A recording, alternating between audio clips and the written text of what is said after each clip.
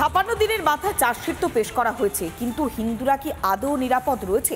সরাসরি রয়েছে আমাদের প্রতিনিধি ইন্দ্রাশিস বাগচি। ইন্দ্রাশিস, আমরা একটা ছবি দেখেছি, ধুলিয়ানের ছবি দেখেছি, জাফরাবাদের ছবি দেখেছি, শুধুমাত্র একটা নয়, বারবার একই ঘটনার পুনরাবৃত্তি হচ্ছে। তবে চার্জশিট দিতে সময়টা লেগেছে 56 দিন।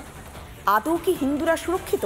আদৌ কি তাদের মধ্যে আতঙ্কটা কমেছে? ইন্দ্রাশিস,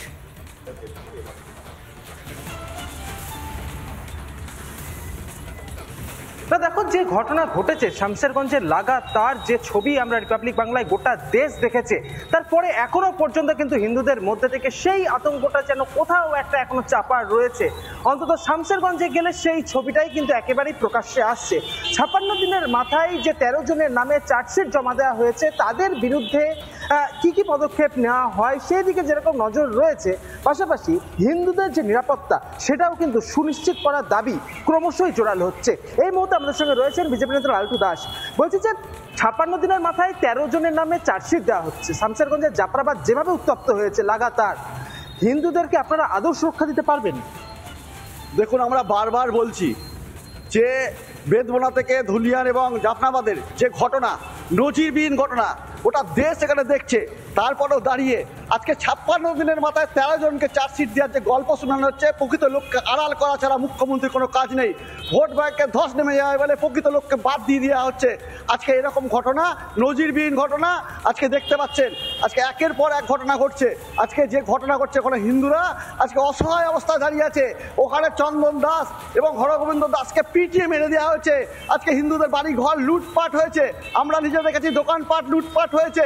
ওইখানে পুলিশ পালিয়ে বেরিয়েছে। বিএসএফ না ঢুকলে পুলিশের ওখানে অবস্থা কোন জায়গায় করুণ অবস্থা দাঁড়িয়েছিল।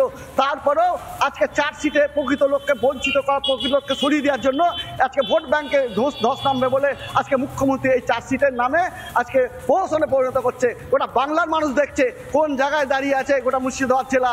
আজকে জিহাদিদের আজকে যে আখড়া তৈরি হয়েছে, রোল মডেল, বাংলাদেশের রোল মডেল তৈরি করার চেষ্টা করছে, এই প্রকৃত জায়গায় এখানে দাঁড়িয়ে গেছে। আজকে এরকম একটা ঘটনা, নজিরবিহীন ঘটনা, ইমিডিয়েট যদি ব্যবস্থা না হয়, আমাদের কেন্দ্র থেকে বারবার বলা হচ্ছে যেন এটা ব্যবস্থা করা হয়। ওখানে বিএসএফ ক্যাম্প দেওয়া উচিত। না দিতে পারলে আজকে ওখানকার হিন্দুরা সত্যি অসহায় অবস্থায় আসছে। কেন্দ্রীয় শাসন জারি করার একটা দাবি কিন্তু বিজেপির পক্ষ থেকে লাগাতার করা হয়েছে। এই যে সিট 56 দিনের মাথায় 13 জনের বিরুদ্ধে চার্জশিট জমা দিল, এখন কি কেন্দ্রীয় ওখানে যে শাসন সেটা কি এখনো জোরালো করার আপনাদের কি দাবি এখনো জোরালো করছেন? দেখুন, এগুলো পরিষ্কার শুনে রাখুন, কেন্দ্র সরকার নিশ্চয় চিন্তা ভাবনা করছে, কিন্তু এটা রাজ্য সরকারেরও কিছু চিন্তা ভাবনার ব্যাপার আছে। যেহেতু যুক্তরাষ্ট্র কাঠামো আছে সেখানে চিন্তা ভাবনার ব্যাপার আছে। কোর্টও ভাবনা উচিত ওখানে হিন্দুরা কি অসহায় অবস্থা আছে। দোকানপাট, মন্দির ভাঙচুর, লুট, পুড়িয়ে দেওয়া হয়েছে। আজকে অসহায় অবস্থায় বাড়িতে ঢুকে লুট করেছে এই জিহাদিরা। পুরো বাংলাদেশের রোল মডেল করার চেষ্টা করছে। এখানকার মুসলিমদের যে অবস্থা চলছে, ওটা মুর্শিদাবাদ জেলা আজকে হাতের বাইরে চলে যাচ্ছে। আমরা পরিষ্কার চাইছি কেন্দ্র শাসিত, কেন্দ্র জায়গায় হাত দেওয়া উচিত, নাহলে আজকে কিন্তু এখানে কিছু থাকবে না। বাংলাদেশের রোল মডেল হওয়ার চেষ্টা চলছে এখানে। অর্থাৎ তুমি শুনতেই পেলে যে বিজেপির পক্ষ থেকে কিন্তু এখনো পর্যন্ত হিন্দুদের নিরাপত্তা যে সুনিশ্চিত করার দাবি কিন্তু ক্রমশই জোরালো করা হচ্ছে, এবং সেখানকার যারা স্থানীয় বাসিন্দা তারা যেটা জানাচ্ছেন যে এই ঘটনা ঘটার পরে যেভাবে বাড়িঘর ভাঙচুর হয়েছে, একের পর এক দোকান লুটপাট হয়েছে, গাড়িতে আগুন লাগিয়ে দেওয়া হয়েছে, ঘটনাস্থলে পুলিশ আক্রান্ত হয়েছে। বিরোধীরা দাবি করছে, স্থানীয় বাসিন্দারা তারা আতঙ্কিত, দিনের পর দিন তারা গৃহহীন অবস্থায় রয়েছে। এই মুহূর্তে রাষ্ট্রপতি শাসনের দাবি করছেন, কখনো বা বলছেন যে বিএসএফ এর ক্যাম্প না বসালে তারা শান্তি পাবেন না, এলাকার সুরক্ষা বজায় থাকবে না। অনেক ধন্যবাদ। সরাসরি ছিলেন আমাদের প্রতিনিধি ইন্দ্রাশিস বাগচি। নানা ধরনের কন্টেন্ট দেখার জন্য লাইক করুন, শেয়ার করুন আমাদের ফেসবুক পেজ, সাবস্ক্রাইব করুন আমাদের ইউটিউব চ্যানেল।